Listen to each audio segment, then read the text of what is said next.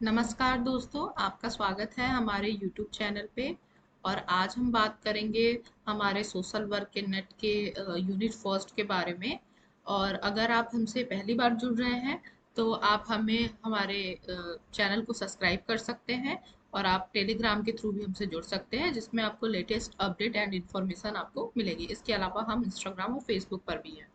तो चलिए आगे बढ़ते हैं। तो हमने पिछले वीडियो में हमने जो डिस्कस किया था वो फर्स्ट यूनिट के नेचर एंड डेवलपमेंट से जो हमारा यूके यूएसए और इंडिया में सोशल वर्क का जो डेवलपमेंट हुआ था उसके बारे में बात की थी। आज हम बात करेंगे कि कैसे सोशल रिफॉर्म्स हुए भारत में, और कौन से सोशल रिफॉर्मर रहे हैं। इसके अलावा प्रोफेशनल सोशल वर्क का डेवलपमेंट कैसे हुआ, इसके बारे में भी हम डिस्कस करेंगे। तो चलिए आइए आगे बढ़ते हैं। सबसे पहले हम जान लेते हैं कि सोशल रिफॉर्म मूवमेंट क्या है। मतलब इसको सामाजिक आंदोलन कहेंगे, सामाजिक सुधार आंदोलन। जो कि अगर आपने बचपन में भी आपने अपनी किताबों में पढ़ा होगा या सुना होगा, तो हमारे जो देश की आज़ादी थी उसका एक सबसे बड़ा कारण आंदोलन थे। उसमें से कई ऐसे सामाजिक सुधार आंदोलन भी रहे जिन्होंने अपनी महत्वपूर्ण भूमिका निभाई। और सोशल वर्क के विकास में अपनी महत्वपूर्ण भूमिका सामाजिक सुधार आंदोलन का अलग ही रहा। इसमें अगर हम कहें कि जो इंडिया का जो रेनेसा है, इंडियन रेनेसा, उस पर इसका बहुत बड़ा प्रभाव रहा। क्योंकि उस समय पर जो कुछ कुरीतियां भारत में चल रही थी, और ब्रिटिश सरकार द्वारा भी कई तरीके से जो भारत के लोग थे उनके साथ अन्याय किया जा रहा था। तो इन सबको जो एक माहौल जो भारत में बना हुआ था उस टाइम पे बहुत सारे ऐसे सोशल रिफॉर्मर थे जिन्होंने इस अन्याय को रोकने के लिए बहुत सारे आंदोलन चलाए। और एक तरीके से समाज कार्य के लिए एक नया रास्ता दिखाया। समाज कार्य केवल समाज सेवा से ही जुड़ा नहीं था, बल्कि वो एक तरीके से एक नए रूप में विकसित हुआ, जो सशक्तिकरण कल्याण से मिलकर बना हुआ था। वो बिल्कुल ही अलग तरीके से सामने आया। तो हमने ये सारी चीजें देख ली हैं। हम आगे चलते हैं, ऐसे कुछ रिफॉर्मर्स के बारे में पढ़ते हैं जिन्होंने अपनी महत्वपूर्ण भूमिका निभाई इस सोशल वर्क के जो हमारा था इसके अंतर्गत। चलिए आगे बढ़ते हैं। तो इसके बाद हम बात करते हैं सबसे पहले राजा राम मोहन रॉय के बारे में। राजा राम मोहन रॉय जो इन्हें हम फादर ऑफ इंडियन रेनेसा भी कहते हैं, क्योंकि इन्होंने आधुनिक शिक्षा के बारे में लोगों को जागरूक किया। और कैसे आधुनिक शिक्षा और चीज़ों को लेकर हम कैसे आगे बढ़ें, और अपनी कल्चर के साथ साथ हम नए चीज़ों को भी अडॉप्ट करें, अपने अंदर वो नॉलेज इन्हेंस करें, वो स्किल्स डेवलप करें, और नए विचार के साथ चलें, जिससे हम जो हमारे जो कुप्रथाएं हैं, जो हमारा जो एक छोटा जो मानसिक विचार लोगों का जो था उस समय पे, उसको कैसे बदला जाए, कैसे नए तरीके से भारत का विकास किया जाए, कैसे समाज का विकास किया जाए, उस पे इन्होंने जोर दिया था। तो इनके बारे में जो कुछ इन्होंने जो कुछ इंस्टीट्यूशंस ओपन किए थे जो कि सोशल रिफॉर्म से रिलेटेड थे। इन्होंने कुछ ऐसी कुरीतियां थी जिनके खिलाफ अपने आंदोलन चलाए, उनके बारे में हम थोड़ा सा बात कर लेते हैं। तो जो इनका सबसे बड़ा कह सकते हैं अचीवमेंट था, वो ये था कि इन्होंने सती प्रथा को रोकने के लिए एक आंदोलन चलाया। और इसके प्रयास स्वरूप उनका जो ये प्रयास सफल हुआ, और 1829 में सती प्रथा पर रोक लगाई गई। इन्होंने विलियम बेंटिक के साथ मिलकर इस पर ये कानून ले आए और इसको इन्होंने रोक लगाया। और इनके मुख्य जो इन्होंने काम किए थे, उसमें सबसे पहले अगर हम बात करें तो इन्होंने एक संस्था स्टार्ट की थी, आत्मीय सभा, 1815 में। इसके अलावा इन्होंने हिंदू कॉलेज की स्थापना की थी, जो कि डेविड हेयर के साथ मिलकर इन्होंने उनको सपोर्ट किया था। हिंदू कॉलेज की स्थापना 1817 में की थी। इसके बाद इन्होंने वेदांता कॉलेज की स्थापना की 1825 में। क्योंकि ये इनका कहना था कि हमें सिर्फ अपने इंडियन एजुकेशन को ही नहीं देखना है। ऐसा नहीं है कि हम सिर्फ इंडियन एजुकेशन पे ही डिपेंडेंट रहे। हमें इंडियन एजुकेशन के साथ साथ जो वेस्टर्न एजुकेशन है, जो वहाँ से हम अच्छी चीज़ें सीख सकते हैं, हमको उसको भी इंक्लूड करना चाहिए।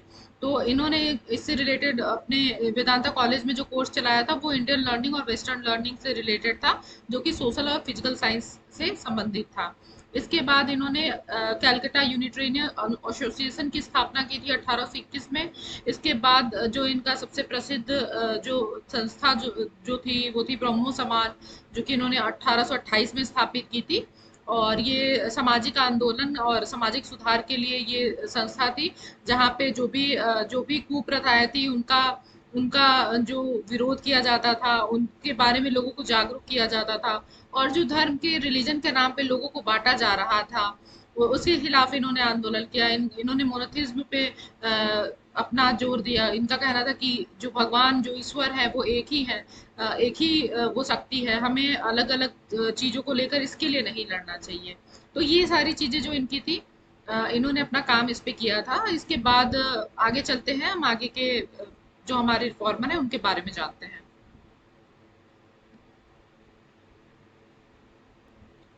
इसके बाद स्वामी विवेकानंद के बारे में हम बात करते हैं। स्वामी विवेकानंद को स्पिरिचुअल लीडर और फिलोसोफर के नाम से हम जानते हैं, क्योंकि ये एक ऐसे व्यक्ति थे जिन्होंने विदेश में जाकर भारत को रिप्रेजेंट किया था, जहां पर आपको पता होगा कि एक पहला फर्स्ट पार्लियामेंट ऑफ रिलीजन हुआ था। एक जो सेमिनार मीटिंग जो भी कहें हुआ था उस शिकागो में, उसमें 1893 में इन्होंने भारत को रिप्रेजेंट किया था और लोगों को बताया था कि इंडियन फिलॉसफी क्या है, जो जो हमारे वेद हैं उनकी फिलॉसफी क्या है और योग क्या है, इसके बारे में इन्होंने वेस्टर्न वर्ल्ड को बताया। क्योंकि भारत के बारे में लोगों के दिमाग में बहुत ही अलग इमेज बनी हुई थी। उनका वो जो इमेज था उसको इन्होंने उसको बिल्कुल अलग तरीके से रिप्रेजेंट किया। इन्होंने बताया कि एक्चुअल में जो वास्तविकता है भारत की क्या है, भारत के जो लोग हैं वो किस चीज को फॉलो करते हैं, क्या एक्चुअल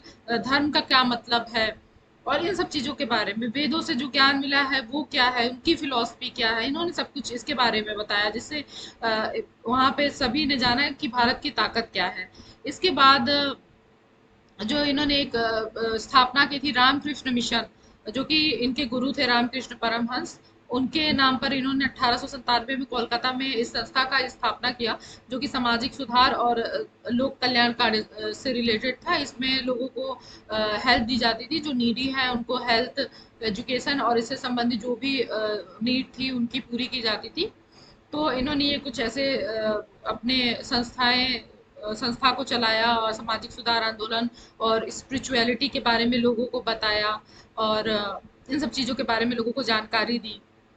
जो कुरीतियाँ थी उनके बारे में लोगों को जागरूक किया। और इनका मेन था कि आप शिक्षा ज़रूर ग्रहण करें, क्योंकि शिक्षा जो है वो समाज को बदल सकता है। शिक्षा के द्वारा आप आत्मनिर्भर बन सकते हैं, आप लोगों की सहायता कर सकते हैं, और ख़ास करके जो ऐसे लोग हैं जो समाज में किसी कारण से दबाए गए हैं, तो उनके लिए शिक्षा बहुत महत्वपूर्ण थी, क्योंकि वो शिक्षा के ज़रिए ही अपना ज्ञान अर्जन करके वो नई चीज़ों के बारे में जान पाते हैं, अपने अधिकारों के बारे में जान पाते हैं। तो ये सारी चीज़ें इनकी ऐसी थी। और एक जो इनका जन्म दिवस होता है 12 जनवरी को, वो हमारे यहाँ पे उसे नेशनल यूथ डे के नाम पर सेलिब्रेट किया जाता है। वो इनके ही जन्म दिवस के नाम पर सेलिब्रेट किया जाता है। तो ये स्वामी विवेकानंद जी थे जिनके बारे में हमने बात की। आगे चलते हैं। इसके बाद हम बात करते हैं ज्योतिराव फूले की। ज्योतिराव फूले एक प्रोमिनेंट सोशल रिफॉर्मर थे, जो कि महाराष्ट्र से थे। और खास तौर से जो इनका, अगर हम बात करें कि इन्होंने किसके खिलाफ आंदोलन किया था, तो ये कास्ट डिस्क्रिमिनेशन, मतलब जो जाति के भेदभाव होते थे और जो लोअर कास्ट कम्युनिटी थी उनको जो दबाया जाता था, जो ऑप्रेस्ड जो कम्युनिटी थी उनके लिए इन्होंने काम किया। इनका जो, क्योंकि उस टाइम पे जातिगत भेदभाव बहुत ज़्यादा होता था, छुआछूत को लेकर ये सारी चीज़ें बहुत ज़्यादा लोगों के बीच में कम्युनिटी में फैली हुई थी। तो इन्होंने लोगों को इसके बारे में अवेयर किया, और जो जातिगत भेदभाव है उसके नाम पर जो लोगों के साथ अन्याय किया जा रहा था उसके ऊपर इन्होंने काम किया। और खास करके इन्होंने इस पे काम किया, और साथ ही साथ इन्होंने महिला शिक्षा पर भी बहुत काम किया, क्योंकि उस टाइम पे महिला और जो निम्न जाति वर्ग के लोग थे उनके साथ बहुत भेदभाव किया जाता था उस टाइम पे जो माहौल था। तो ज्योतिराव फूले और इनकी जो पत्नी थी सावित्री बाई फूले, इन्होंने एक स्कूल की भी स्थापना की थी, जो कि सबके लिए एजुकेशन प्रोवाइड करते थे, मतलब सबको वहाँ पे कोई व्यक्ति अगर आता है, उसकी जाति या अ, उसके जेंडर को लेकर, वो पुरुष है या स्त्री, इस चीज को लेकर उस पर भेदभाव नहीं किया जाएगा, सबको शिक्षा का समान अवसर दिया जाएगा।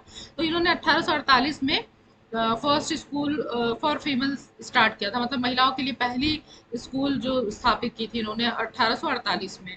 और इसके अलावा इन्होंने सत्यशोधक समाज की स्थापना की थी, जो कि सामाजिक समानता, न्याय और जो लोअर कास्ट के लोग थे, उनको उनकी जो उत्थान के लिए, उनके उनके जीवन को सुधारने के लिए इन्होंने सत्यशोधक समाज की स्थापना की थी 1873 में। इसके बाद इनकी कुछ पब्लिकेशन भी आई थी, जो कि ऐसे लोगों के लिए थी जो कि दबाए गए थे, जिनको जिनको समाज द्वारा बहिष्कृत किया गया था, या जिनके साथ भेदभाव किया जाता था, उनके जाति, उनके समाज में उनके स्थान को लेकर, ये सारी चीजें जो थी। तो इसमें कुछ किताबें हैं इनकी, जैसे गुलमागरी है, और सार्वजनिक धर्म पुस्तक है। इसके अलावा इन्होंने फॉर्मर्स के लिए भी किताब लिखी थी। तो ये सारी चीजें जो इन्होंने अपने मतलब इन्होंने संस्था के थ्रू और अपने एजुकेशन के थ्रू, जो भी इनके पास ज्ञान था उससे लोगों को इन्होंने अवेयर किया। अपनी संस्था के द्वारा समाज सुधारक से संबंधित जो भी आंदोलन थे इन्होंने चलाया। इसके अलावा इन्होंने अपने जो पब्लिकेशन जो इन्होंने लिखी थी किताबें, उसके द्वारा भी इन्होंने समाज सुधार करने की अपना जो पूरी कोशिश थी उसको किया। तो खास तौर से ये आप इनको याद रखिएगा, क्योंकि एग्जाम के पॉइंट ऑफ व्यू से भी इनसे रिलेटेड क्वेश्चंस आते हैं। तो नोट डाउन जरूर कर लीजिएगा इनके कौन सी संस्था इन्होंने स्थापित की थी, इनका बेसिक क्या मोटिव था, क्या सुधार आंदोलन का इनका क्या किस तरीके से, किस पर्सपेक्टिव से ये देखते थे समाज को। इसके बारे में आप जरूर नोट डाउन करिएगा। फिर इसके बाद हम बात करते हैं स्वामी दयानंद सरस्वती जी के बारे में। स्वामी दयानंद सरस्वती जी एक सोशल रिफॉर्मर थे, लीडर थे, और खास करके ये हिंदू धर्म को लेकर जो गलत फहमियां लोगों के दिमाग में थी, जो गलत धारणाएं बनाई गई थी, और जो धर्म के नाम पे लोगों के साथ भेदभाव किया जा रहा था, इन्होंने उसका विरोध किया था। ये मतलब हिंदू धर्म को इन्होंने एक अलग तरीके से जो सच्चाई थी हिंदू धर्म की, जो वेद जिससे हिंदू धर्म के बारे में हमें सही जानकारी मिलती है, इन्होंने उसके बारे में बात की थी। इन्होंने एक अपना स्टेटमेंट भी दिया था कि वेदों की ओर लौटो। मतलब इनका ये था कि जो भी वैदिक जानकारी है उसको आप देखिए, उसको समझिए। जो लोग ऐसे हैं, जो ढोंगी हैं, वो आके जो हमारे धर्म के बारे में गलत गलत चीजें हमें बता रहे हैं, हमें उसको नहीं देखना है। हमें अपने वेदों को जानना है, अपने जो हमारा एक्चुअल हिंदू धर्म है, जो वास्तविकता है हिंदू धर्म की, उसको हमें जानना है। और इस कारण से जो लोगों में जातिगत भेदभाव किया जा रहा है, उसको इन्होंने समाप्त करने के लिए इस पर जोर दिया था। इन्होंने 1875 में बॉम्बे में आर्य समाज की स्थापना की थी, जिनका यही गोल था कि ये लोगों को वैदिक प्रिंसिपल्स के बारे में बताएं, कि जो सिद्धांत है वेद के, जो सिद्धांत है उनके बारे में बताएं, समाज सुधार के बारे में लोगों को जागरूक करें, जो सामाजिक न्याय है उस पर काम करें। इसके अलावा लोगों की हेल्प करना, कि जो जिनको नीड है, जिन्हें बेसिक नीड की जरूरत है, या जो ऐसे लोग हैं जो जरूरतमंद है, उनकी सहायता करने के लिए इन्होंने आर्य समाज की स्थापना की थी। इसके अलावा इन्होंने जो धर्म परिवर्तन को लेकर उस समय पे जो अलग अलग धर्मों से लोग हिंदू धर्म में कन्वर्ट किए जा रहे थे, किसी कारण से उन्हें कन्वर्ट किया जा रहा था, तो उनको भी जागरूक करने का इन्होंने काम किया था अपने आर्य समाज के द्वारा। इसके अलावा इनका कहना था कि भगवान हमारे एक ही होते हैं। तो ये मोनोथिज्म पे विश्वास करते थे। इनका मानना था कि ईश्वर एक ही है, हम उन्हें अपने अलग अलग स्वरूप में देख सकते हैं, लेकिन इस कारण से हमें किसी के साथ भेदभाव नहीं करना है, किसी से हेट नहीं करना है, कि कोई दूसरे धर्म का है या किसी और ईश्वर की पूजा करता है, तो इस वजह से ये सारी चीजों को लेकर हम नहीं करेंगे। हमें अपने जो भी हमारे आइडियल हैं, जो आदर्श है, हम उनकी पूजा करें, लेकिन सबके आदर्श जो है वो कहीं ना कहीं एक ही है। तो इस चीज को लेकर भेदभाव या आपको आपस में कोई लड़ाई झगड़ा नहीं करना है, इसको सही तरीके से लेके चलना है। और इन सब चीजों के साथ इन्होंने बहुत सारे ऐसे सोशल लेवल्स थे, जैसे कि जो बाल विवाह था, या फिर जो सती प्रथा था, उसको रोकने के लिए भी इन्होंने अपने तरीके से अपनी तरफ से आंदोलन चलाए, लोगों को शिक्षा के महत्व के बारे में समझाया, महिलाओं को खास करके शिक्षा और उनके सशक्तिकरण के लिए इन्होंने बहुत सारे ऐसे आंदोलन चलाए, उनके लिए बहुत सारे ऐसे काम किए। तो स्वामी विवेकानंद जो जिस तरीके से कर रहे थे, बिल्कुल दयानंद सरस्वती भी आपको दिख जाएंगे बिल्कुल ही वैसे, ये भी स्पिरिचुअल लीडर और बाकी चीजें इनके भी आपको वैसे ही दिखेंगी। तो आगे चलते हैं, इनके बाद हम चलते हैं। इसके बाद हम बात करते हैं गोपाल कृष्ण गोखले के बारे में। गोपाल कृष्ण गोखले एक इंडियन प्रोमिनेंट लीडर थे। मतलब इनका प्रभाव बहुत ज़्यादा था उस टाइम की राजनीति में, और ये एक सामाजिक सुधारक भी थे। इन्होंने हम बात करें अगर कि आज़ादी के पहले के बारे में, भारत जब आज़ाद नहीं हुआ था, उन्होंने उस टाइम पे अपना एक बहुत महत्वपूर्ण जो कहें भूमिका निभाया था।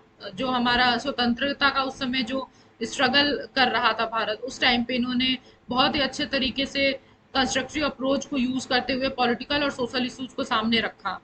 तो इनका कहना था कि हमें बिल्कुल ऐसे विरोधी नहीं हो जाना है, हमें जो अच्छी चीजें हैं वो अडॉप्ट करनी है, लेकिन हमको एक अच्छे तरीके से अपने आप को रिप्रेजेंट करना है, ताकि हम अपनी आज़ादी भी पा सकें और किसी प्रकार का कोई किसी को क्षति हानि ना हो। तो ये इस पे इनका फोकस रहता था। इन्होंने भी जो उस टाइम पे समस्याएं थी, child marriage, caste based discrimination, महिला शिक्षा को लेकर बहुत सारी समस्याएं थी कि महिलाओं को शिक्षा का सुविधा उस टाइम पे नहीं था, अधिकार नहीं था, किसी न किसी कारण से, जो भी उस समय समय परिस्थितियां रही थी।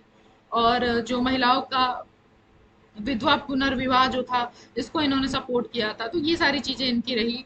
और इनका जो मॉडरेट अप्रोच था कि हमें जो ब्रिटिश लोग हैं उनके साथ मिलके हमें इस तरीके से अपने आप को डेवलप करना है कि हम अपने जो हमारा भारत है हम उसको आगे ले जाए, ना कि उसे पीछे ले जाए। तो ये इस पे फोकस करते थे कि कंस्ट्रक्टिव अप्रोच होना चाहिए हमारा।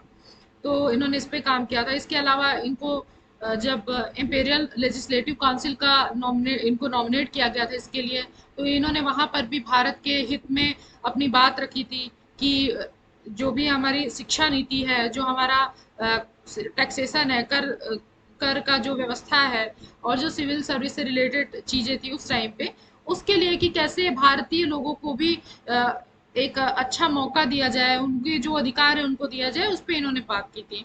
इसके अलावा एक जो बहुत महत्वपूर्ण बात है कि जो गांधी थे, महात्मा गांधी, वो गोपाल कृष्ण गोखले को अपना पॉलिटिकल मेंटोर मानते थे।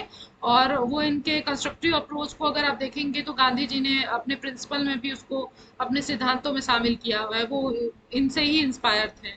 और गांधी जी ने एक किताब भी लिखी थी, धर्मात्मा गोखले। इसके बारे में आप इसको नोट डाउन कर लीजिएगा, हो सकता है ये आपके एग्जाम में यूज में आए, मतलब क्वेश्चंस आ सकते हैं इससे। इसके अलावा जो इन्होंने सर्वेंट्स ऑफ इंडिया सोसाइटी की स्थापना की थी, खास करके ये इंडियन एजुकेशन से रिलेटेड लोगों को जानकारी देने के लिए, उन्हें शिक्षित करने के लिए, और जो भी उस टाइम पे समाज सुधार से संबंधित जो भी एक्टिविटीज थी, जो जो भी इवेंट्स जो किए जा रहे थे उससे रिलेटेड था। 1905 में इसकी स्थापना हुई थी। इसके अलावा इन्होंने रानाडे इंस्टीट्यूट ऑफ इकोनॉमिक्स की भी स्थापना की थी 1908 में, और अपना एक इंग्लिश न्यूज़पेपर भी स्टार्ट किया था, जो कि द हितोदा था, मतलब द पीपुल्स ऑफ पेपर। तो ये इनके बारे में कुछ जानकारी थी, इसमें जो इम्पोर्टेंट है आपको कुछ चीज़ें आप नोट डाउन कर लीजिएगा, कि जो इंटरेस्ट है इनका, जो इनके संस्था है उसके बारे में आप नोट डाउन कर लीजिएगा, ये एग्जाम में पूछ सकता है, इसको खास तौर से आप ख्याल रखिएगा। ठीक है, तो चलते हैं आगे। इसके बाद हम बात करते हैं ईश्वर चंद्र विद्यासागर के बारे में।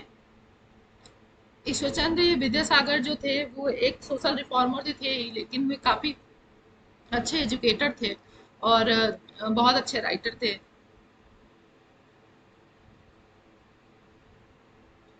ईश्वर चंद्र विद्यासागर का जन्म 1820 में हुआ था बंगाल में, और ये सोशल रिफॉर्म और वुमेन राइट्स को लेकर खास करके इसके पक्षधर थे। इन्होंने एजुकेशन के बारे में ये कहा था कि जो भी एजुकेशन प्रोवाइड किया जा रहा है लोगों को, मतलब जो भी शिक्षा ग्रहण कर रहे हैं, तो कोशिश की जाए कि वो वर्नाकुलर एजुकेशन हो। इसका मतलब ये था कि ये कहते थे कि जो भी शिक्षा आप दी जा रही है लोगों को, उनको उनकी जो भाषा है, स्थानीय भाषा, उसमें उन्हें शिक्षा दी जाए, क्योंकि जो भी व्यक्ति होता है वो अपनी भाषा में आसानी से चीज़ों को समझ पाता है। क्योंकि उस टाइम पे इंग्लिश एजुकेशन को लेकर काफ़ी ज़्यादा ब्रिटिश सरकार द्वारा थोपा जा रहा था, तो इन्होंने इसके लिए अपना मूवमेंट चलाया था। और इनका मानना था कि शिक्षा ही जो है समाज को बदल सकता है। तो ये शिक्षा को लेकर बहुत ही गंभीर थे और इनका ये कहना था कि हर व्यक्ति को शिक्षित होना चाहिए। और खास तौर से इन्होंने विडो मैरिज पे अपना सपोर्ट किया था। इनका कहना था कि जो भी महिलाएं हैं, जिनको सती के नाम पे जला दिया जाता है, उनको उनके जीवन जीने का अधिकार है। अगर वो विधवा हैं और वो चाहती हैं कि वो विवाह करें, आगे अपने जीवन का व्यापन करें, तो उन्हें मौका देना चाहिए। ये उनका अधिकार है, अपने जीवन को किस तरीके से जीना है। इसके अलावा इन्होंने जो बाल विवाह था उसका विरोध किया था, क्योंकि बाल विवाह उस टाइम पे प्रचलन में था और उसके कारण से जो खास करके जो लड़कियां थी उनके लिए बहुत बड़ी समस्या थी ये। उनका मानसिक शारीरिक हर तरीके से वहां पे जो क्षति हो रहा था, उसकी वजह से उन्होंने कहा कि हमें बाल विवाह पर रोक लगानी चाहिए। और इसके लिए उन्होंने बहुत सारे अपने काम किए। इसके बाद इन्होंने वुमेन राइट्स से रिलेटेड जो भी मतलब उनके पक्ष में बातें रखी कि जो महिलाएं हैं उन्हें बराबर शिक्षा का अधिकार है, उनको अपने जीवन जीने का अधिकार है, किस तरीके से जीना है। और उन्हें अगर वो पुनर्विवाह करना चाहती हैं अपने पति की मृत्यु के बाद, तो उन्हें उसका मौका देना चाहिए। ये सारी चीजें इन्होंने इस पे डिस्कस किया। इसके अलावा इन्होंने संस्कृत कॉलेज और विद्यासागर कॉलेज की स्थापना की थी, जो कि इन्होंने संस्कृत कॉलेज जो था वो कोलकाता में स्थापित किया था। खास करके जो संस्कृत भाषा को लेकर काफी मतलब कहा जा सकता है गहन शिक्षा के लिए ये कॉलेज था। इसके अलावा इन्होंने जो हमने बात की कि इन्होंने महिलाओं के लिए खास करके काम किया था, तो इसमें एक चीज जो थी उस टाइम पे पॉलीगेमी जो थी, मतलब बहुविवाह, बहुपत्नी विवाह हो रहा था, उस चीज को भी इन्होंने रोक लगाने के लिए उस पे भी काम किया था। तो ये मतलब जो भी पुराने रूढ़ियां थी, कुप्रथाएं थी, उनको इन्होंने उसका विरोध किया और लोगों को जागरूक किया कि इस सब चीजों से आगे निकलकर वो शिक्षा ग्रहण करें, आगे बढ़े और समाज को विकास, समाज के विकास में अपना योगदान दे। तो इन्होंने ये सारी चीजें अपनी अपनी बातें बताई थी। चलिए हम आगे चलते हैं। तो हम बात करते हैं आत्माराम पांडुरंग के बारे में। सन 1876 में आत्माराम पांडुरंग गोविंद रानाडे एंड आरसी भंडारकर द्वारा समाज जो स्थापित किया गया था, प्रार्थना समाज बॉम्बे में।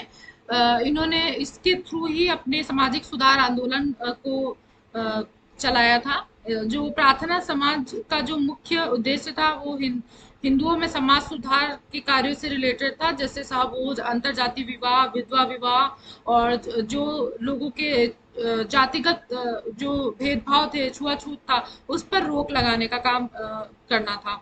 मुख्य उद्देश्य इनका यही था कि समाज में जो ये सारी चीजें हैं जिसके कारण जो समस्याएं हैं, इनको समाप्त किया जा सके। और इसके अलावा जो आत्माराम पांडुरंग थे, उन्होंने अपना सोशल रिफॉर्म से रिलेटेड और भी इनिशिएटिव लिए थे, जिसमें इन्होंने भंडारकर फ्री लाइब्रेरी और बॉम्बे नेचुरल हिस्ट्री सोसाइटी की भी स्थापना करने में अपनी सहायक भूमिका निभाई थी। इसके अलावा इन्होंने जो चाइल्ड मैरिज है, जो बाल विवाह है, उस पर रोकथाम के लिए काम किया था। इसके अलावा इन्होंने फीमेल एजुकेशन, मतलब कि जो महिला शिक्षा के लिए जो काम थे, उसको इन्होंने प्रमोट किया था कि कैसे महिलाओं को शिक्षा के लिए आगे भेजा जाए। इसके अलावा विधवा पुनर्विवाह और जैसे कि प्रार्थना समाज का जो उद्देश्य था कि कास्ट सिस्टम का विरोध करना और धर्म के नाम पे लोगों को जो बांटा जा रहा था, उस चीज को कम करना, उसको खत्म करना, इस पे इन्होंने अपना काम किया था मुख्य तौर से। तो प्रार्थना समाज का जो एक आइडियल था कि जो हिंदू समाज जो था उसमें जो कुरीतियां थी, जो अंधविश्वास लोगों के बीच में फैलाया गया था, या जो गलत प्रैक्टिसेस लोगों को सिखाई गई थी, उसको कैसे सुधार किया जा सके, मेन तरीके से उस पे काम करना था। चलिए आगे चलते हैं। इसके बाद आते हैं जस्टिस महादेव गोविंद रानाडे। इनका जन्म 1842 में हुआ था। क्योंकि हम इनका जानते हैं कि ये एक बहुत बड़े रिफॉर्मर तो थे ही, सोशल रिफॉर्मर। इसके साथ ये बहुत अच्छे विशेषज्ञ थे, मतलब ये कानून के विशेषज्ञ थे। इनके पास इसके बारे में बहुत सारी जानकारी थी और जिसका प्रयोग ये अपने लीगल एनालिसिस और बाकी चीजों में, सोशल चेंज है उसमें कर रहे थे। मतलब कि इन्होंने अपने जो ज्ञान और जो इनके पास एक्सपर्टीज थी, उसका प्रयोग इन्होंने सामाजिक बदलाव, सामाजिक सुधार के लिए किया, जो लीगल जो कानूनी विश्लेषण था उसके बारे में किया और आर्थिक विकास के लिए किया। और खास तौर से इन्होंने अपना प्रार्थना समाज के साथ मिलके अपना पूरा समय, अपना जीवन जो था उसमें लगा दिया। प्रार्थना समाज के साथ मिलके इन्होंने ये सारी चीजें, जो अपना सोशल रिफॉर्म या सामाजिक आंदोलन से रिलेटेड जो भी इनके कार्य थे, इन्होंने इसे किया था। इसके अलावा इन्होंने विडो रीमैरिज एसोसिएशन की स्थापना की थी 1861 में, क्योंकि उस टाइम पे आपको पता है कि विधवाओं को लेकर जो एक सोशल स्टिग्मा बना हुआ था कि उनके बाद जो जो विधवा हैं उनका जो समाज में रहना सही नहीं है, उनको सती हो जाना चाहिए या बाकी चीजें जो उनको लेकर भेदभाव किया जाता था, उसको खत्म करने के लिए इन्होंने इसकी स्थापना की थी। इसके अलावा इन्होंने डेक्कन एजुकेशन सोसाइटी की स्थापना की थी और पूना सार्वजनिक सभा की स्थापना की थी। इन्होंने खास तौर से महिला सशक्तिकरण पे काम किया था, महिला की शिक्षा, उनके जो उनका सोसाइटी समाज में जो उनका एक स्टेटस था, जिसको भेदभाव जो किया जा रहा था जेंडर बेस पे, उसको खत्म करने के लिए इन्होंने खास तौर से काम किया था। इसके अलावा इन्होंने अपने बहुत सारे आर्टिकल्स वगैरह लिखे थे, जिसमें इन्होंने जो सोशल इशूज थे उस टाइम पे और जो ऐतिहासिक जो समस्याएं थी और जो इतिहास था, जो आर्थिक व्यवस्था थी, उसके बारे में इन्होंने डिटेल में अपने लेख में लिखा हुआ था। इसके बाद आते हैं, हम बात करते हैं सर सैयद अहमद खान की।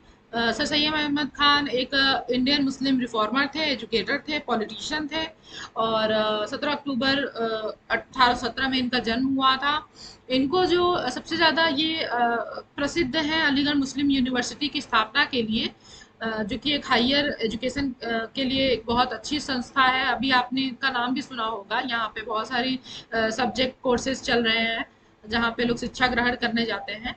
तो 1857 का जो एक विरोध हुआ था उस टाइम पे भारत में, उस टाइम पे मतलब 1857 में जो विरोध किया गया था, उसके बाद जो चीजें जो निकल के आई थी, तो इनके दिमाग में एक चीज ये इन्होंने सोचा समझा, जो भी इनका उस समय की व्यवस्था को, उस परिस्थिति को देखने के बाद इन्हें जो चीज समझ आई थी कि इनका मानना था कि जो मुस्लिम्स हैं उनका उनका जो कह सकते हैं जो उनके लिए, उनके डेवलपमेंट के लिए सिर्फ उन्हें जो मुस्लिम एजुकेशन है उसी को नहीं लेना होगा, बल्कि साथ ही साथ जो वेस्टर्न कल्चर है, एजुकेशन है, मतलब जो पश्चिमी जो शिक्षा है, जो वहाँ का जो संस्कृति है, उसको भी अडॉप्ट करने की जरूरत है। तभी ये मतलब एक तरीके से जो बहुमुखी विकास हो सकता है, वो हो सकता है। तो इन्होंने उस टाइम पे इस मॉडर्न एजुकेशन को जोड़ते हुए मुस्लिम एजुकेशन से जो एक स्थापना की थी मोहम्मदन एंग्लो ओरिएंटल कॉलेज की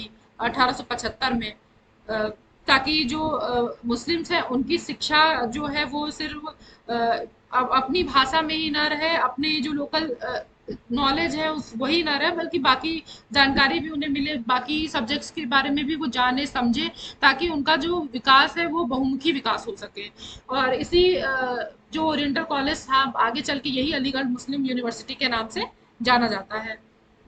इसके अलावा इनका जो इंडियन सोसाइटी में कंट्रीब्यूशन था, इन्होंने एक अपनी मैगजीन लिखी निकाली थी, तहज़्ज़ुबुल अखलाक, जो सोशल रिफॉर्मर्स से रिलेटेड था, जिसमें लोगों को उस टाइम के जो सामाजिक मुद्दे थे, सामाजिक समस्याएं थी, जो धर्म के नाम पे जो समस्याएं, जो धार्मिक समस्याएं थी, उसके बारे में लोगों को एजुकेट करने का काम किया इन्होंने इस अपनी मैगजीन के थ्रू।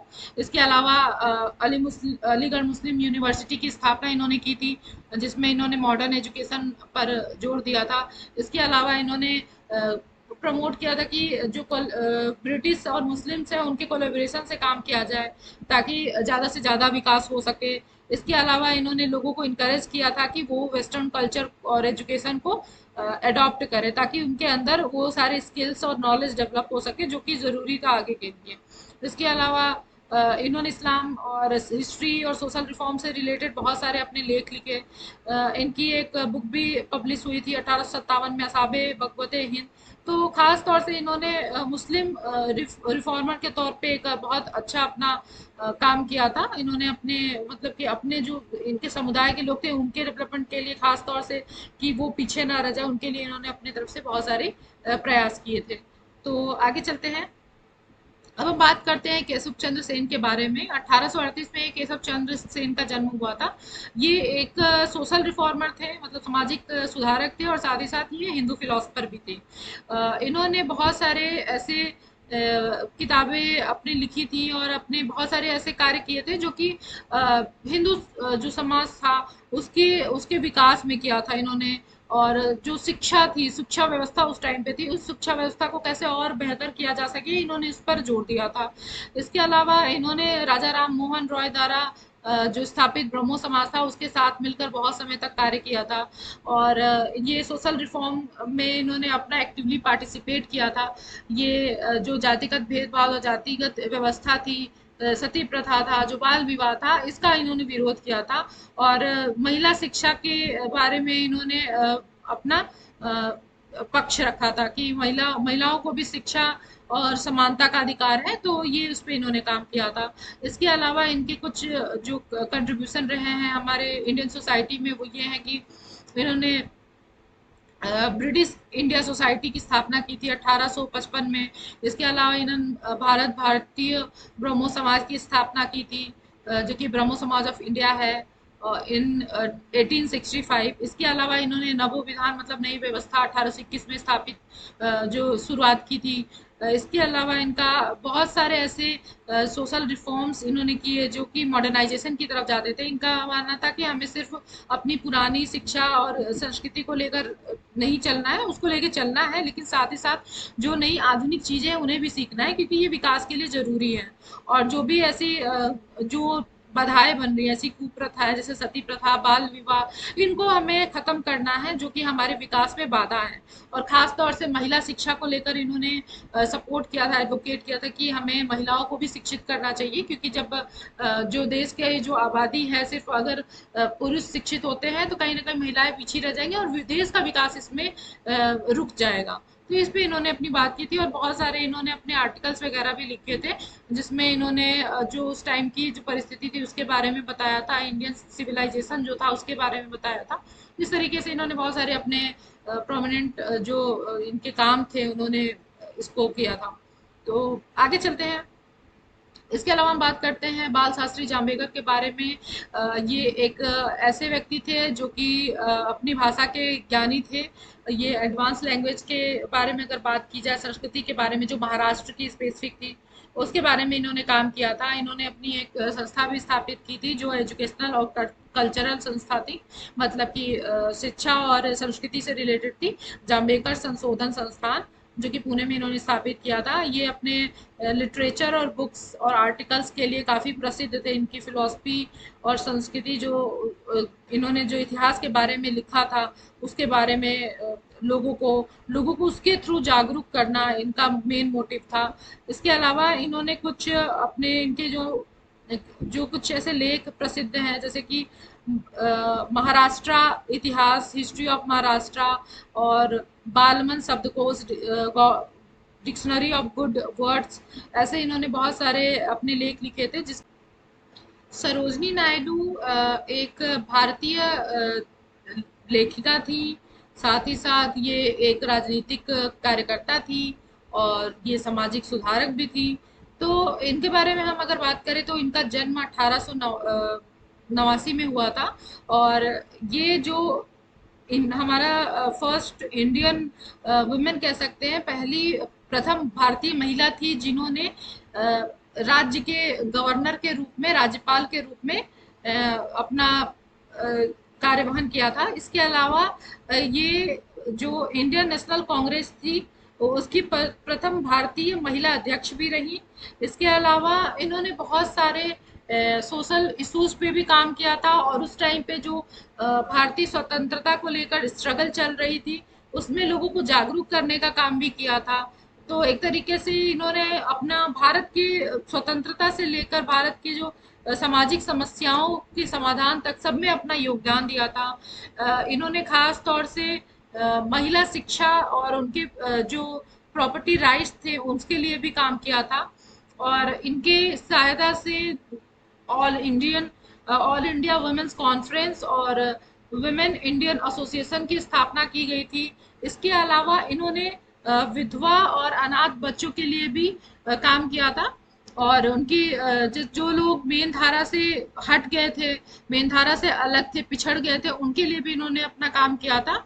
और सोशल जस्टिस पे ये काम कर रही थी, खास तौर से जो उस टाइम पे बाल मजदूरी और बाल विवाह जैसी समस्याएं थी, उनके अगेंस्ट इन्होंने बहुत सारे कैंपेन अपनी तरफ से चलाए थे। इसके अलावा ये जो चीजें थी, इन्होंने स्वतंत्रता को लेकर बहुत सारे, अपना भारत छोड़ो आंदोलन में इनकी बहुत अच्छी भूमिका रही थी। उस टाइम पे इन्होंने लोगों को जागरूक किया था और अपने लेखों के द्वारा भी लोगों को जागरूक करने का काम किया था। तो ये थी सरोजनी नायडू के बारे में हमारी जो सामाजिक सुधारक थी। अब चलते हैं हम आगे।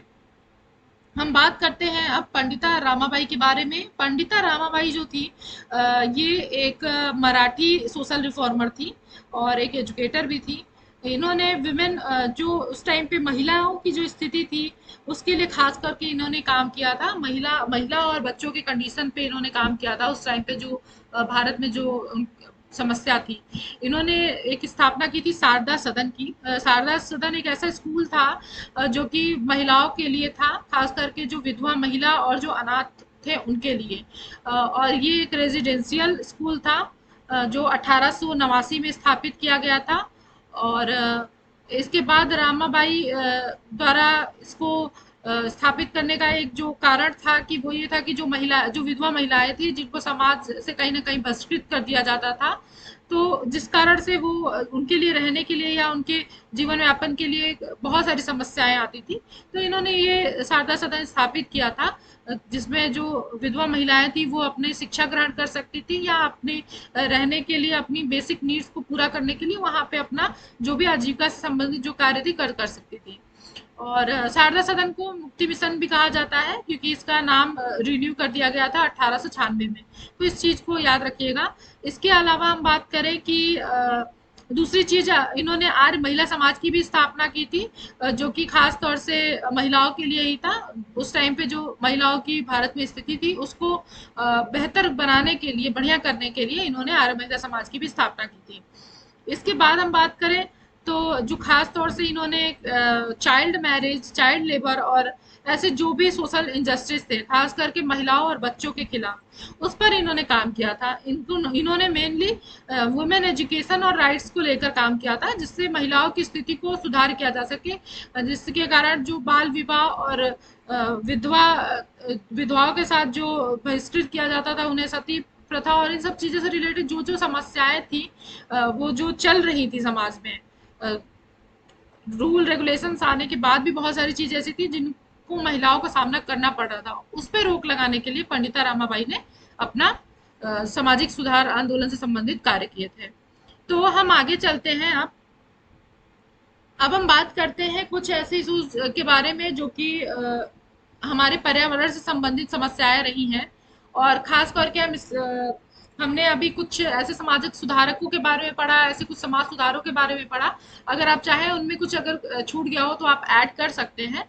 इसके अलावा ये जो मूवमेंट है, जो पर्यावरण संबंधी आंदोलन है, इसके बारे में हमें जानकारी रखनी बहुत जरूरी है, क्योंकि ये हमारे समाज को बहुत ज्यादा प्रभावित करते हैं।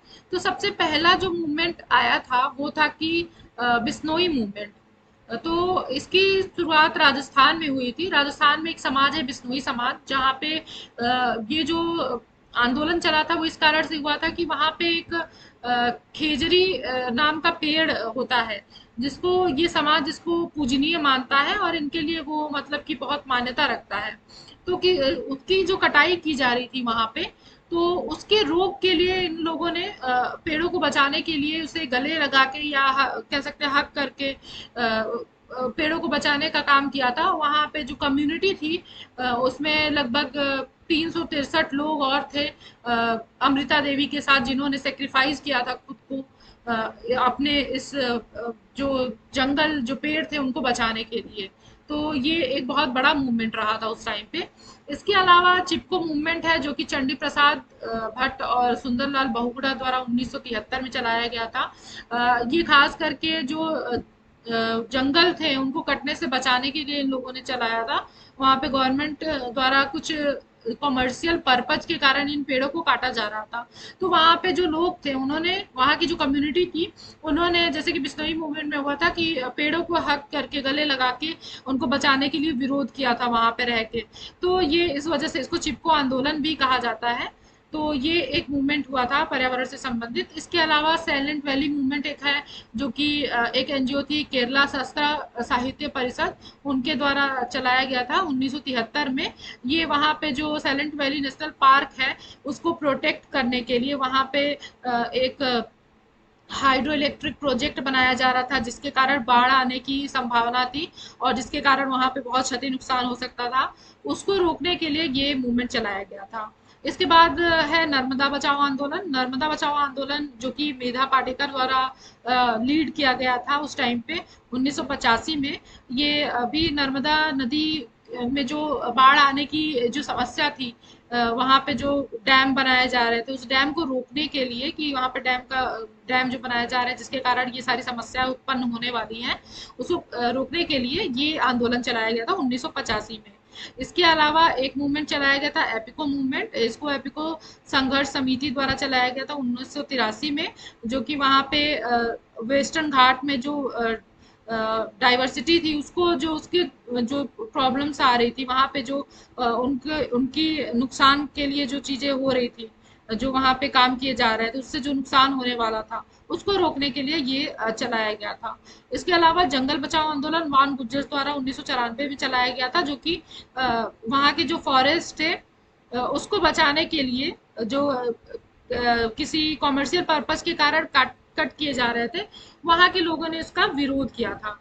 इसके अलावा एक और है, टेहरी टहरी गहरवाल, जो कहते हैं उत्तराखंड में ये जगह है, वहाँ पे एक जिला है, वहाँ पे भी एक आंदोलन चलाया गया था, जिसके कारण जिसका कारण ये था कि वहाँ पे जो डैम बनाए जा रहे थे, उसकी वजह से वहाँ के जो जो वहाँ का बायोडाइवर्सिटी था, उसको नुकसान पहुंच रहा था। उसको रोकने के लिए ये टेहरी डैम का जो आपका चलाया गया था आंदोलन, वो था।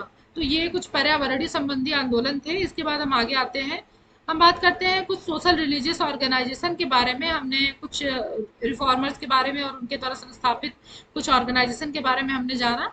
कुछ उसमें से एक है, और कुछ जो एड ऑन हम कर सकते हैं आगे एग्जाम्स के पर्सपेक्टिव से। तो सबसे पहले हम बात करते हैं आत्मीय सभा के बारे में, जो राजा राम मोहन राय द्वारा 1815 कोलकाता में चलाया गया था। इसके बाद ब्रह्मो समाज की स्थापना की गई थी 1828 में राजा राम मोहन रॉय द्वारा ही। इसके बाद धर्म सभा राधाकांत देव के द्वारा 1829 में, तत्वबोधिनी सभा रविन्द्रनाथ टैगोर के द्वारा 1839 में कोलकाता में ही हुई थी ये भी। इसके बाद निरंकुश था, जो दयाल दास और दरबारा सिंह और रतन चंद द्वारा चलाया गया था 1840 में पंजाब में। इसके अलावा ब्रह्मो समाज है, जो कि ब्रह्मो समाज ऑफ इंडिया केशव चंद्र सेन द्वारा 1866 में कोलकाता में स्थापित किया गया था। इसके बाद आता है प्रार्थना समाज, जो कि पांडुरंग और आत्मारंग पांडुरंग द्वारा इसको स्थापित किया गया था 1867 में पुणे में। इसके बाद आर्य समाज की स्थापना की गई थी, जो कि स्वामी दयानंद सरस्वती जी द्वारा 1875 में बॉम्बे में की गई थी। इसके अलावा लोकत्वाड़ी, जो कि गोपाल हरि देशमुख द्वारा एक अपना चलाया गया था, ये काफी फेमस थे, इनका नाम ही लोकत्वाड़ी नाम से भी ये प्रसिद्ध थे। इन्होंने 1876 में अपना एक आंदोलन चलाया था।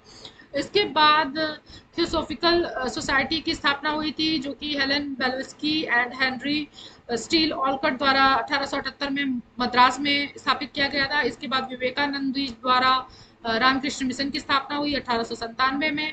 फिर ज्योतिराव फूले के द्वारा सत्यशोधक समाज की स्थापना हुई 1873 में। फिर सर्वेंट्स ऑफ इंडियन सोसाइटी की स्थापना हुई गोपाल कृष्ण गोखले द्वारा 1905 में। फिर ऑल इंडिया वुमेन कॉन्फ्रेंस की स्थापना हुई थी एनी बेसेंट द्वारा 1927 में मद्रास में। तो ये कुछ ऑर्गेनाइजेशंस की स्थापना हुई थी, जो कि सोशल और रिलीजियस पर्सपेक्टिव से स्थापित किए गए थे सुधार के लिए। तो इनके बारे में और कुछ और भी ऐसे ऑर्गेनाइजेशन हो सकते हैं, वो आप अपने नोट में नोट डाउन कर लीजिएगा, एड ऑन कर सकते हैं। तो आगे हम बात करते हैं कि सोशल वर्क का प्रोफेशन के तौर पे इंडिया में कैसे विकास हुआ। तो सबसे पहले जो इंडिया में एक इंडियन गवर्नमेंट ने एक एक्ट पास किया था, सोशल वर्क ट्रेनिंग 1948 में। वहाँ से सोशल वर्क को एक प्रोफेशनल सब्जेक्ट के रूप में रिकॉग्नाइज किया गया था, माना गया था कि ये एक प्रोफेशनल सब्जेक्ट है जिसके लिए ट्रेनिंग और बाकी जो चीज़ें होती है प्रोफेशनल कोर्सेज के लिए वो ज़रूरी है। और इसकी जो शुरुआत हुई थी वो टीज के स्टेब्लिशमेंट से हुई थी, मतलब 1936 में जब Tata institute of social sciences स्थापित हुआ था तब वहाँ से इसे एक प्रोफेशनल कोर्स के तौर पे शुरुआत की गई थी। इससे रिलेटेड जो भी कोर्सेज, जो सब्जेक्ट से रिलेटेड जो भी टूल्स, टेक्निक्स और जो एकेडमिक चीज़ें थी वो वहाँ पे सिखाई जा रही थी। और इसके बाद सोशल ट्रेनिंग एक्ट पास हुआ था 1900, सोशल वर्क ट्रेनिंग एक्ट 1948 में पास किया गया था। उसके बाद 1951 में Indian association of social workers की स्थापना हुई। फिर 62 में national council for social work education की स्थापना की गई, जो कि सोशल वर्क की एजुकेशन से रिलेटेड चीज़ें उसमें बताई गई और उससे रिलेटेड एजुकेशन से रिलेटेड चीज़ें देखी जा रही थी जो कि सोशल वर्क से रिलेटेड थी। इसके बाद 1984 में नेशनल पॉलिसी ऑफ एजुकेशन में सोशल वर्क को एक प्रोफेशन के तौर पे माना गया। इसके बाद 2000 में national curriculum framework for social work education develop किया गया, जिसमें जो सोशल वर्क का एजुकेशन का जो एक फ्रेमवर्क था उसको डिज़ाइन किया गया कि क्या करिकुलम में हमें क्या चीज़ें पढ़नी होंगी। फिर 2015 में national policy on social work release किया गया। इसके बाद हम बात करते हैं कुछ ऐसे ऑफिशियल एसोसिएशन जो सोशल वर्क के लिए स्टैब्लिश किए गए, खास करके भारत में। तो Indian association of social workers, ये 1951 में इसकी स्थापना की गई थी, जिसके लगभग 10,000 मेंबर्स हैं। और इसका मेन काम था कि जो सोशल वर्क एजुकेशन और रिसर्च है उस पर ये काम करता है, साथ ही साथ ये सोशल जस्टिस और ह्यूमन राइट्स की एडवोकेसी पे काम करता है। और इसके बाद जो स्थापना हुई है association of school of social work in India की 1961 में। इसका जो मेन काम था वो सोशल वर्क एजुकेशन और रिसर्च को सपोर्ट करना था। और इससे रिलेटेड जो भी सोशल वर्क से रिलेटेड जो भी प्रोग्राम है उनको कंडक्ट कराना, उनको एग्रीडेशन देना, ये सारे काम जो है association schools of social work India के हैं। ठीक है। इसके बाद आता है council for social work education, जो कि CSWE द्वारा इसे हम कहते हैं, 1962 में इसकी स्थापना हुई थी। ये एक स्टेचुटरी ऑर्गेनाइजेशन है। इसका मेन काम है सोशल वर्क और एजुकेशन से रिलेटेड जो भी नेटवर्क है, जो भी कोलेब्रेशन, जो प्रोफेशनल्स का जो एक नेटवर्क है, कोलेब्रेशन है, वो उनको प्रोवाइड करना, ताकि लोग आपस में मिलके अपनी जो एक्सपर्टीज और बाकी चीज़ें हैं वो शेयरिंग हो सके वहाँ पे। ये अच्छा खासा आपको प्लेटफॉर्म प्रोवाइड करता है। इसके बाद आता है national association of professional social workers in India, जिसकी स्थापना 2005 में की गई थी। ये इसके लगभग 5,000 मेंबर्स हैं और ये खास करके पॉलिसी और एडवोकेसी पे काम करता है, जो कि सोशल वर्क से रिलेटेड है। तो ये कुछ ऑफिशियल एसोसिएशंस हैं जो सोशल वर्क से रिलेटेड हैं। इसके बाद हम बात करते हैं कुछ कोड ऑफ एथिक्स के बारे में, जो कि सोशल वर्क प्रोफेशन के लिए ज़रूरी है। इसमें जो ये कुछ वैल्यूज़ पे बेस्ड है, इनके बारे में हम बात करते हैं कि क्या एथिक्स है। तो सबसे पहले जो एथिक्स में हमारा एक आता है वो है कि सर्विस। सर्विस से संबंधित यहाँ पे ये है कि जो भी सोशल वर्क की ऑर्गेनाइजेशन है, जो प्रोफेशनल सोशल वर्कर है, उनका जो मेन जो काम है, जो मोटिव है, वो है दूसरों की हेल्प करना। जो हेल्प हम कर रहे होंगे वो किस तरीके से कर रहे होंगे, तो ये हेल्प जो है वो जो नीडी है उनके लिए है, जो कि जिन्हें ज़रूरत है सहायता की, हम उनकी सहायता कर रहे होंगे। और जो भी सामाजिक समस्याएं हैं उनको हम इसमें इन्वॉल्व करते हैं, ऐसे प्रकार की सेवाएं प्रदान करते हैं जिससे जो समस्याग्रस्त व्यक्ति है और जो समस्या है उसका निराकरण हो सके। इसके बाद बात आती है सोशल जस्टिस की, मतलब सामाजिक न्याय।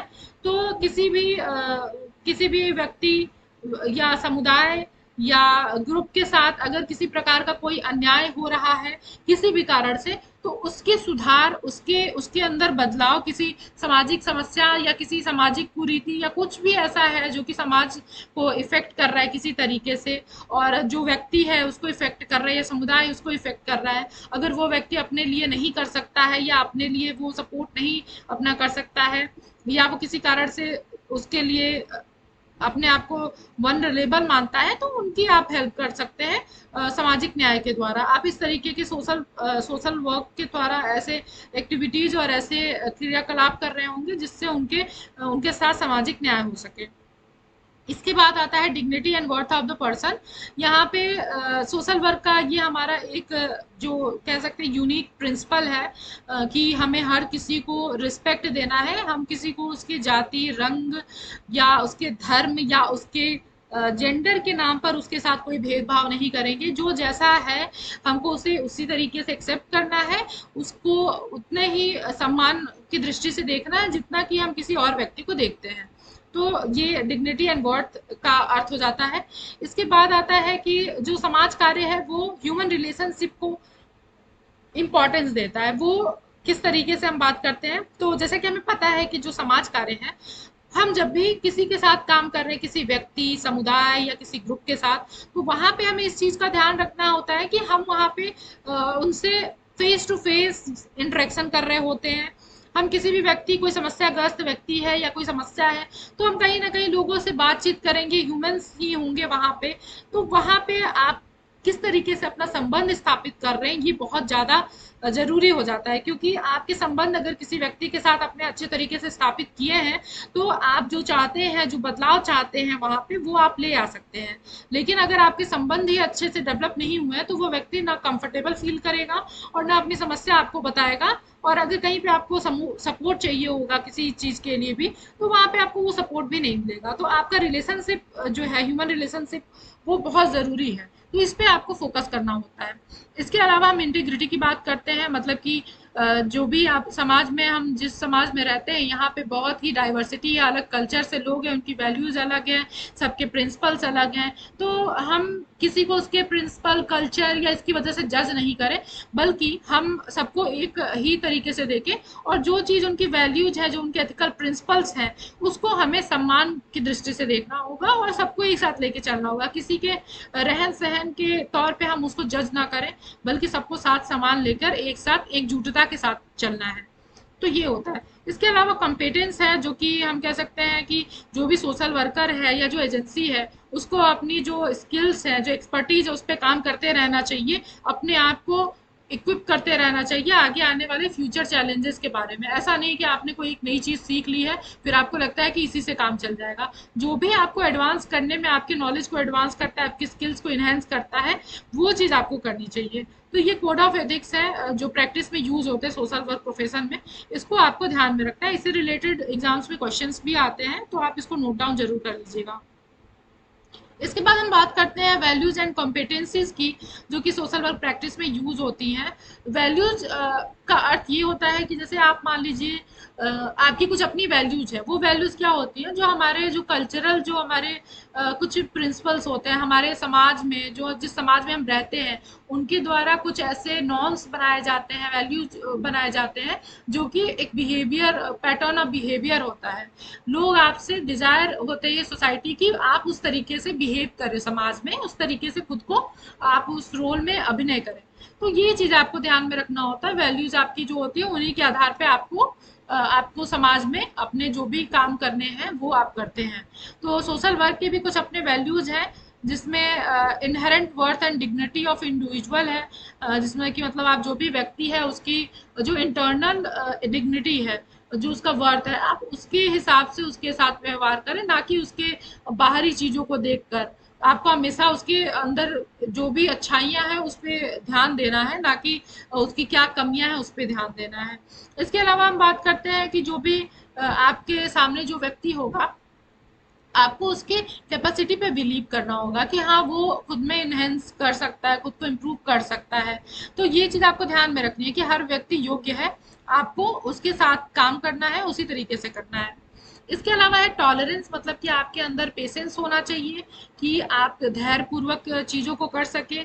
क्योंकि सोशल वर्क में जो प्रोसेस होता है, वो ज़रूरी नहीं है कि वो आप एक झटके में कंप्लीट कर लेंगे। आपकी कोई समस्या, वो एक झटके में समाधान उसका हो जाएगा, या जैसा आपने सोचा होगा वो चीज़ें वैसे ही प्रोसेस में आएंगी। तो धैर्य से आपको काम करना होगा, इस चीज़ का आपको ख्याल रखना है। सबके आगे वाले व्यक्ति में बदलाव आ रहा है या नहीं, समस्या का समाधान हो रहा है या नहीं, इसमें आपको धैर्यपूर्वक काम करना होगा। इसके बाद आता है सेल्फ डिटर्मिनेशन। सेल्फ डिटर्मिनेशन का अर्थ है कि जो व्यक्ति, समुदाय या ग्रुप जिसके साथ आप काम कर रहे हैं, वो अपनी समस्याओं को कैसे समाधान करना है, क्या उसके लिए कदम उठाने हैं, इसके लिए आपको उस व्यक्ति, समुदाय या ग्रुप को छूट देनी है। उस पर आपको अपने डिसीजन को थोपना नहीं है। वो अपने लिए खुद डिसीजन ले, उसको आपको इस तरीके से प्रिपेयर करना है। तो ये होता है सेल्फ डिटर्मिनेशन।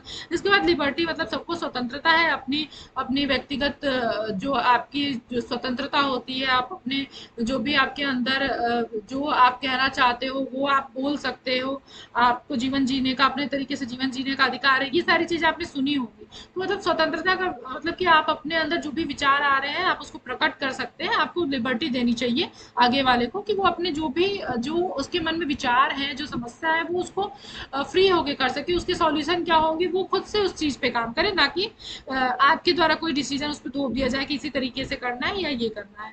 इसके अलावा satisfaction of basic human need, जो मतलब बेसिक नीड है उसको इसको पूर्ण करने में सहायता करना। इसके अलावा एक चीज़ है जो नॉन जजमेंटल एटीट्यूड है, मतलब किसी को उसके उसकी पर्सनालिटी या उसके कल्चर या उसके इन्वायरमेंट से रिलेटेड जो भी चीज़ें हैं उसको देखकर उसको जज नहीं करना, उसके बारे में कोई प्रेजुडिस नहीं बनाना, इस पे ध्यान देना होता है।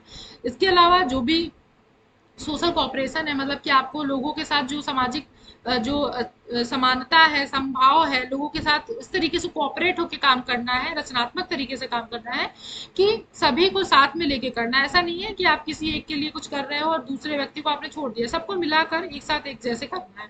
ठीक है। इसके बाद आता है importance of work and constructive use of leisure, मतलब कि आप दूसरे के अगर आप कोई काम कर रहा है या किसी ने कोई कुछ किया है तो आप उसका सम्मान करें।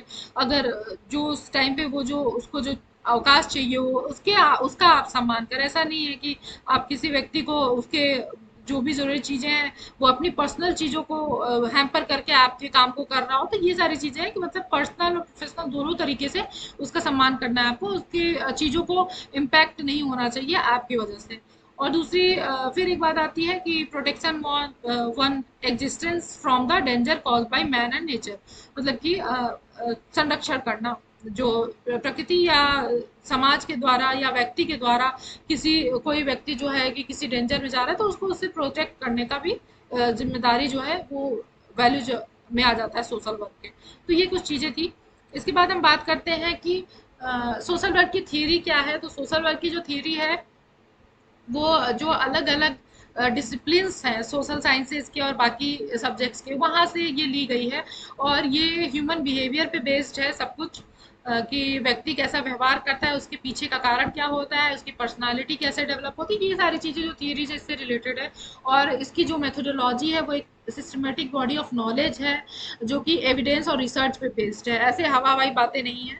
आपको देखने को मिलेगा जो रिसर्च और प्रैक्टिसेस से जो निकल के आई हैं ये थ्योरी उसी से डेवलप हुई हैं। तो यहाँ पे आपको हर तरीके की चीज़ें मिलेंगी। और ये सिर्फ ऐसा ज़रूरी नहीं है कि आपको कहीं की थ्योरी आपने पढ़ी है और वो थ्योरी हर जगह पे लागू होगी। हो सकता है कि आप कहीं लोकल जगह पे आप किसी लोकल जगह पे जा रहे हैं, वहाँ पे आपको वहाँ के कंटेक्स्ट में कुछ स्पेसिफिक चीज़ें निकल के आएंगी तो आपको एक अलग थ्योरी मिलेगी। तो उस हिसाब से आपको काम करना है, हर चीज़ को आप हर जगह पे इम्प्लीमेंट नहीं कर सकते हैं। तो ये थ्योरी सिर्फ आपका ग्लोबली जो थ्योरीज है वही नहीं होती है इसमें, बाकी लोकल नॉलेज से भी निकल के जो स्पेसिफिक जो कंटेक्स्ट से रिलेटेड जो थ्योरीज है उसमें भी सोशल वर्क काम करता है। प्रैक्टिस की अगर हम बात करें तो सोशल वर्क का जो प्रैक्टिस है वो हमारे थ्योरीज और टेक्निक्स जो हमने पढ़ी होती है उसी को हम यूज़ कर रहे होते हैं अपने प्रैक्टिस में। और ये हर तरीके से आपको आप हर जगह पे यूज़ करते हैं। ये डायरेक्ट मेथड हो सकता है या फिर आप इसको एक कम्युनिटी लेवल पे कर सकते हैं या आप इसको नेशनल लेवल पे कर सकते हैं, मतलब कि एक छोटे माइक्रो लेवल से लेके और बेजो मैक्रो लेवल तक आप इसको कर सकते हैं। अगर आप काउंसलिंग कर रहे हैं, ग्रुप वर्क कर रहे हैं, कम्युनिटी कर रहे हैं, कम्युनिटी इंटरवेंशन कर रहे हैं या इकोनॉमिक डेवलपमेंट से रिलेटेड कुछ पॉलिसीज बना रहे हैं, तो इन सब में आप अलग अलग टेक्निक्स का यूज़ कर रहे होते हैं जो कि आपने अपने थियरीज में स्टडी की होती है, अपने क्लासरूम में स्टडी की होती है और इन्हीं सब से निकल के ये सारी चीज़ें बनती है। तो अलग अलग टूल्स एंड टेक्निक्स के साथ आप कुछ skills, variety of skills use कर रहे होते हैं अपनी प्रैक्टिस में। इसके बाद हम बात करते हैं सोशल कॉम्पिटेंस की। तो सोशल कॉम्पिटेंस क्या है?